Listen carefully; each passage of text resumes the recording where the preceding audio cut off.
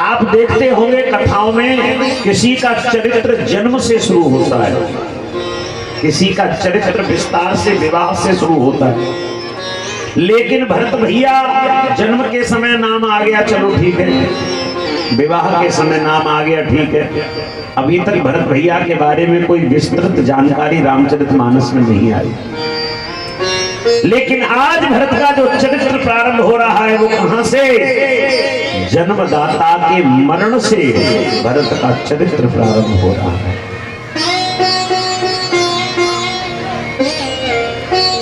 भरत जी के नाम पर ही हमारे देश का नाम भारत पड़ा है।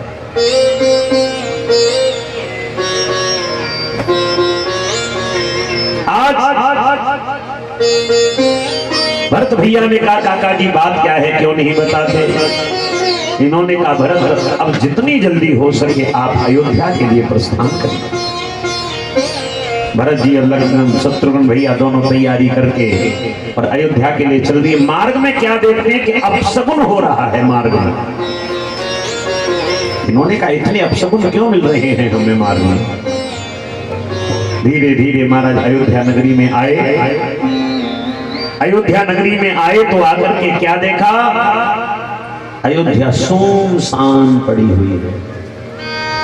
जो अयोध्या कभी दुल्हन की तरह सजी रहती थी, आनंद से सराबोर रहते थे सभी लोग, वो देख रहे कि अयोध्या आज एक वैधव्य धारण की हुई मात्र शक्ति की तरह लग रही है। सब शांत खड़े हैं, कोयल बोल नहीं रही है, पपिया बोल नहीं रहा है, मोर की कुहू कुहू नजर नहीं आ रही है, गायों ने रमाना छोड़ दिया है, मुर्गे की मांग समाप्त हो गई। आज बंधुओं जैसे भरत भैया उतरे और द्वार पर उतरे तो द्वारपालों ने अपनी नजर नीचे को कर ली। द्वारपालों के हृदय में इतनी क्षमता नहीं रही कि भरत भैया से नजरें मिला सके हम, क्योंकि हमारे जीवन में संकट पर संकट, हमारे राघव चले गए, हमारे महाराज दशरथ हमें छोड़ कर चले गए। भरत भैया बोले अरे द्वारपालो ऐसे कैसे खड़े हो जैसे कोई घटना घट गई हो तुम्हारे साथ में। लेकिन द्वारपाल की आंख में जब आंसू आए तो आंसुओं को पान कर गया वो अंदर की ओर और शांत खड़ा है। भरत जी सबसे पहले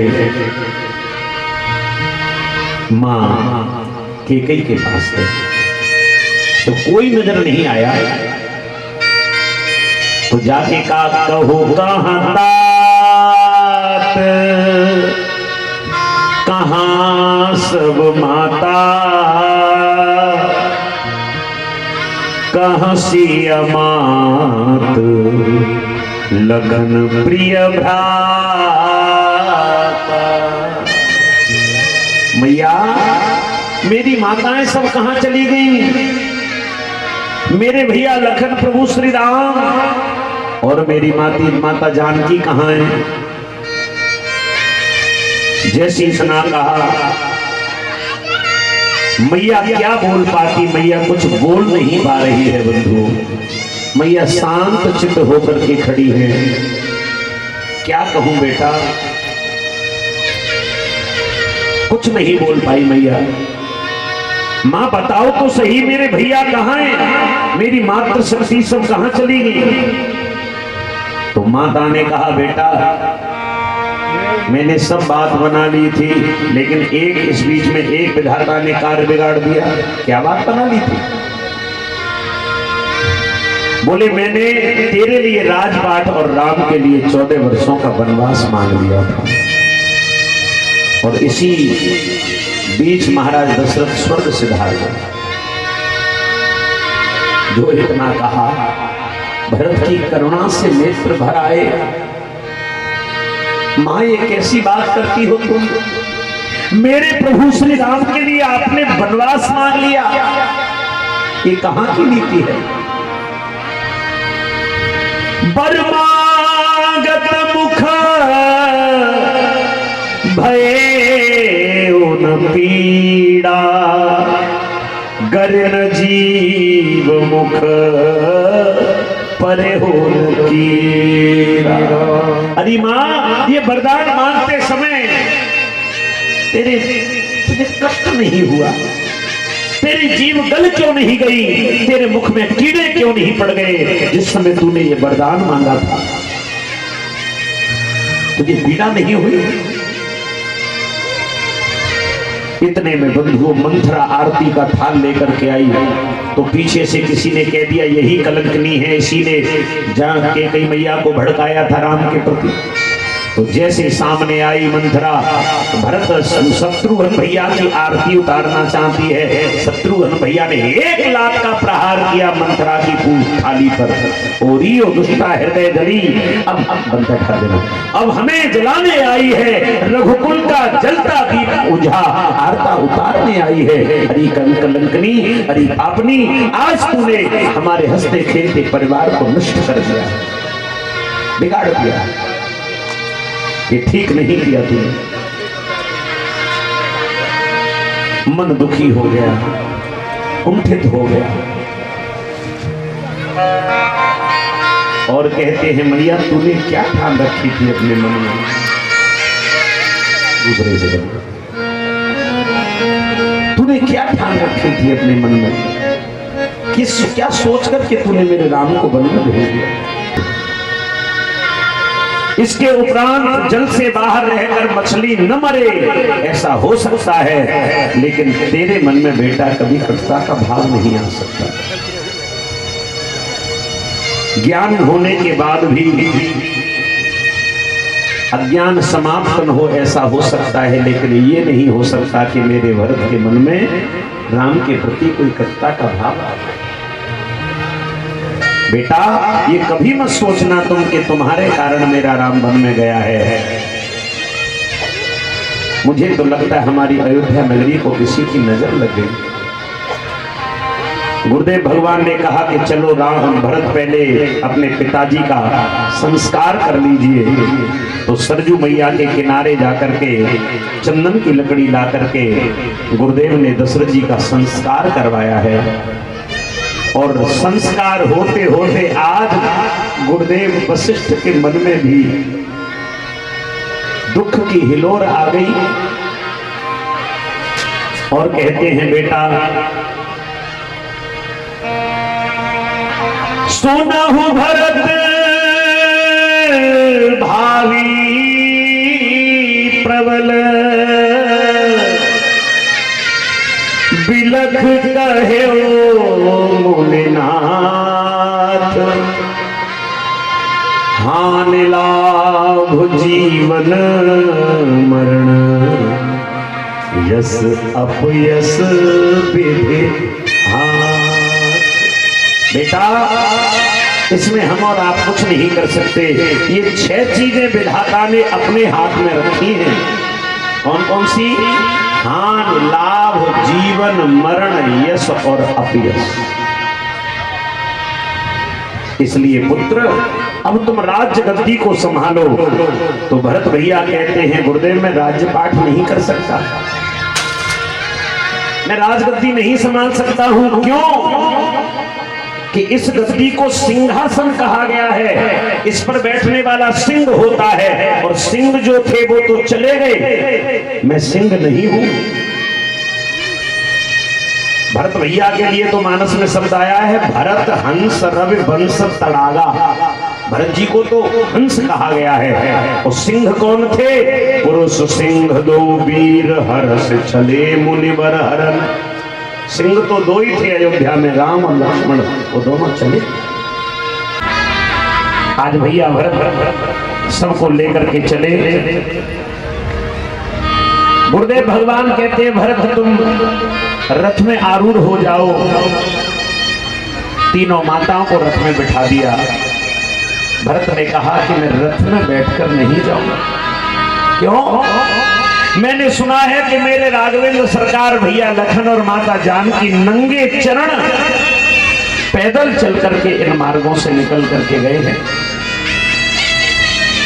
जैसे ही भरत भैया नंगे चरण आगे चलने लगे तो पृथ्वी रो पड़ी। और बंधुओं क्या हुआ कि भरत भैया जब चलने लगे तो आगे से कंकड़ और पत्थर कांटे वो सब अपने आप भरत भैया को मार्ग देने लगे।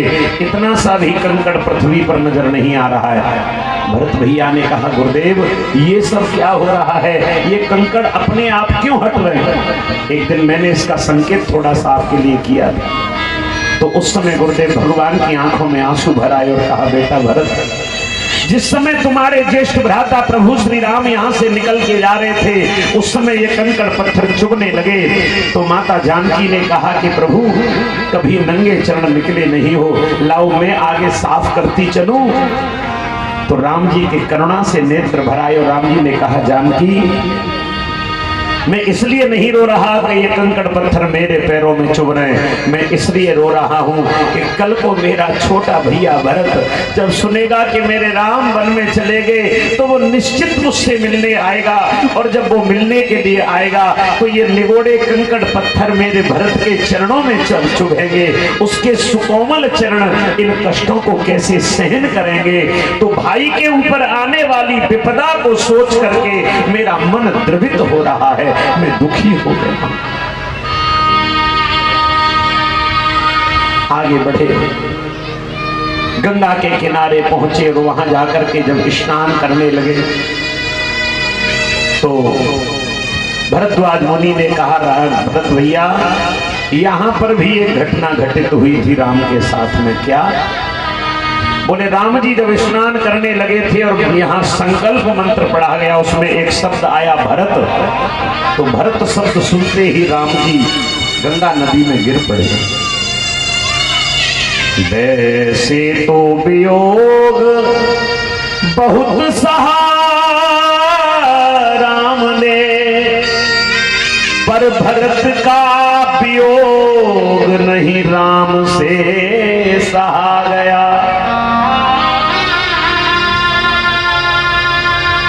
राघव नहाने लगे जब त्रिवेणी में, संकल्प मंत्र सामने उनके पढ़ा गया।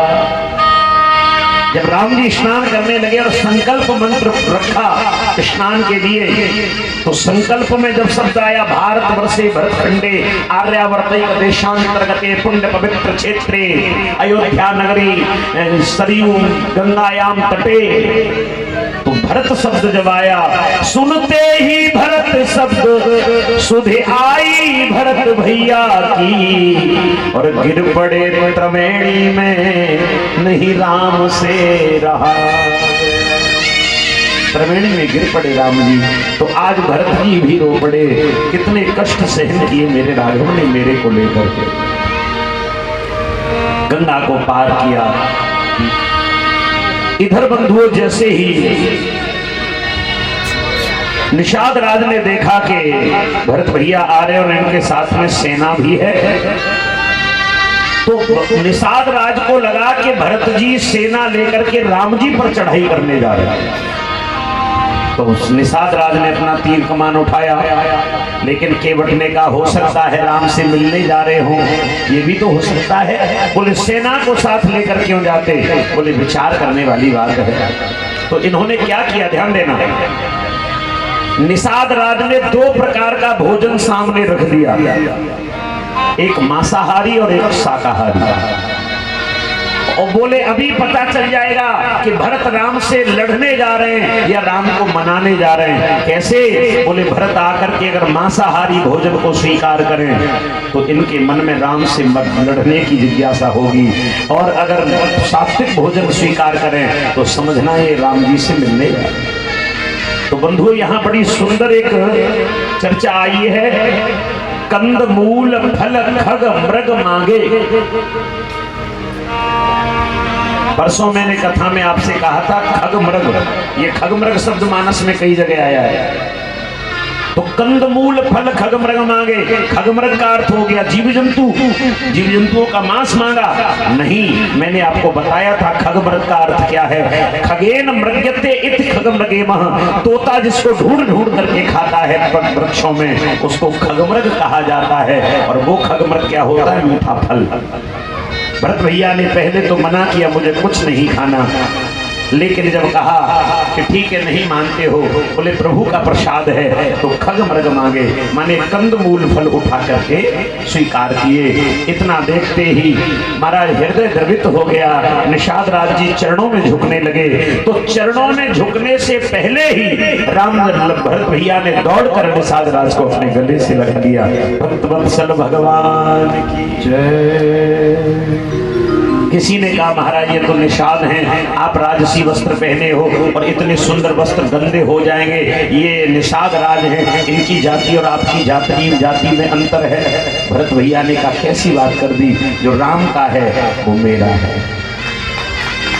याद रखना मेरे भाइयों, आज हम जाति बिरादरियों में बंटने लगे हैं। हिंदू के नाम पर हमें जीना है समाज में। हिंदू कौन है? हिमाने हिमाचल और हिंदू माने चंद्रमा, जो हिमाचल की तरह स्थिर रहे और चंद्रमा की तरह चमकता रहे, उसी को हिंदू कहा जाता है। न हम ब्राह्मण हैं, न क्षत्रिय हैं, न वैश्य हैं, और न ही हम शूद्र हैं। हम कौन हैं? चाहे पंथ अनेक हो, पर हम सब हिंदू एक हो। जिस दिन हिंदू के अंदर ये हिंदुत्व आ जाएगा, उस दिन हिंदुत्व के हिंदुत्व को कोई टिका नहीं सकता है। हम लोग कहते हैं कि ये तो शूद्र है, ये वैश्य है, ये ब्राह्मण है। शूद्र कौन है? सुचाव्रती, सुमाने भगवान और द्रमाने पिघलना, जिस पर भगवान अतिशीघ्र द्रवित हो जाए, वो ही शूद्र है। जो थोड़े से कष्ट में अपना संतुलन खो बैठे, वो शूद्र है। और एक विश्लेषण करना चाहूंगा, आज ये बात आ गई है तो ध्यान देना। लोग कहते हैं, वेद में एक श्लोक आता है, ब्राह्मणों से मुखमासीद बाहु राजन्यकृत उरुतदस्येद वैश्यम पदव्याम शूद्रो अजायत।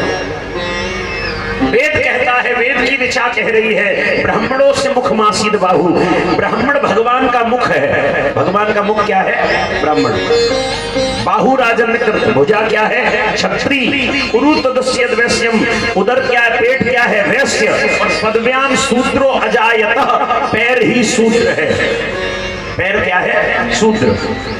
बोले इसीलिए नीचे रखा है। तो सुनिएगा, अगर पैर शूद्र है और शूद्र से इतनी ही नफरत है, तो इनको काट के फेंक दो ना। क्यों भैया? अगर शूद्र से नफरत है तो क्यों नहीं काट देते हैं हम अपने पैरों को? एक बात याद रखना, मुख नहीं होगा तब भी जीवन नहीं है, भुजाएं नहीं होंगी तब भी जीवन नहीं है, उदर नहीं होगा तब भी जीवन नहीं है, और चरण नहीं होंगे तब भी हमारा जीवन अधूरा। माने सब जब एक हो जाते हैं तो हमारा शरीर स्वस्थ माना जाता है, अच्छा माना जाता है। लेकिन इसमें से एक कोई कमी आ जाए, क्या हो? आप गंगा स्नान करने के लिए जाते हैं तो लेकर कौन जाता है? ब्राह्मण क्षत्रिय वैश्य को कौन लेकर जाता है गंगा जी में? कौन लेके जाता है? शूद्र। ये पैर। मैं ये नहीं कहता कि आप किसी से शादी संबंध कर लेना, कि विवाह कर लेना, लेकिन मेरे भाइयों, आज अभी भी ग्रामीण समाज में फिर भी ये है कि हम एक दूसरे को, आज भी हमारे दरवाजे पर कोई झाड़ू लगाने आएगा तो हम कहेंगे ताऊ राम राम, कहते हैं ना, चाचा राम राम।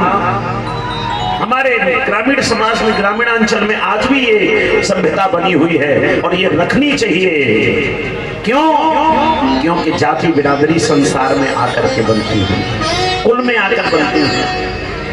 आए एक ही घाट से जाना एक ही घाट, हवा लगी संसार किया हो गए पार।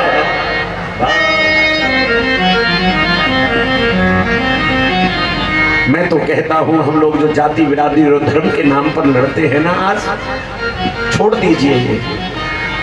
ना हिंदू बनाया न मुसलमान बनाया, भगवान ने तो बंदा इंसान बनाया। परमात्मा इंसान बना करके भेजते हैं।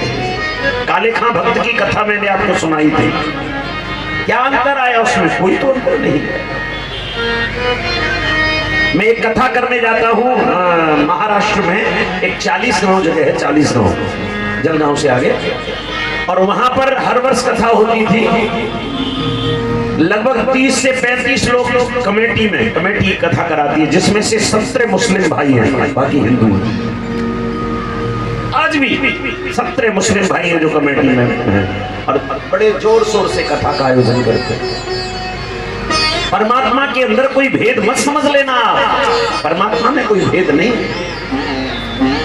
और आज हम तो यहाँ हिंदू होकर के भी एक दूसरे से बटने, राम हमारे हैं, कृष्ण हमारे हैं, गोविंद हमारे हैं, हनुमान जी। अरे भैया क्यों परमात्माओं को बांटने में लगे? हम घर में बंटवारा करने लगे, मोहल्ले में बंटवारा करने लगे, नगर में बंटवारा करने लगे, अब अपने देवी देवताओं का भी बंटवारा करने लगे। ये कहां की नीति? हिमाचल की तरह स्थिर और चंद्रमा की तरह चमकना ही हिंदू कहलाता है। इसलिए हिंदुत्व हमारे जीवन में चमकता रहे और हम अपनी जाति बिरादरी, हमें जिस कुल में भगवान ने भेजा है अपने कुल को पवित्र मानिए, अपने कुल को पवित्र मानिए। अपने कुल से बड़ा कोई कुल नहीं है, ये सोचिए ही मत कभी।